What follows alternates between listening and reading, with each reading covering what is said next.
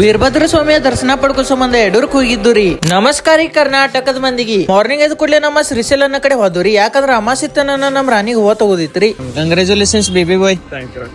ನಮ್ block queen ಮಸ್ತ್ ಪೈಕಿ ಹಾರ ಕೊಡ್ಲಾ.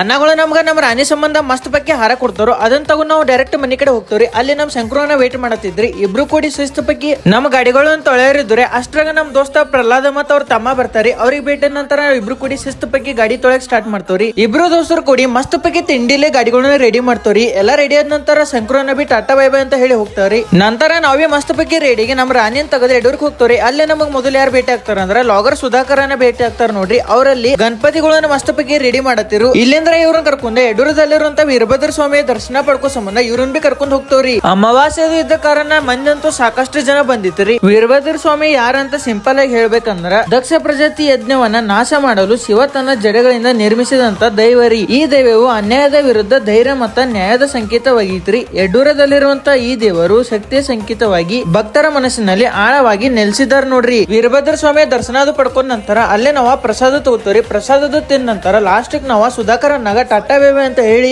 ಮತ್ ನಮ್ ಮನೆ ಕಡೆ ನಡೀತವ್ರಿ. ಇವತ್ತಿನ ಲಾಗ್ ಇಲ್ಲಿ ಮುಗಿಸಿರ್ತೀನಿ. ಅಟ್ಟು ತನ ಲೈಕ್ ಶೇರ್ ಫಾಲೋ ಮಾಡ್ರಿ.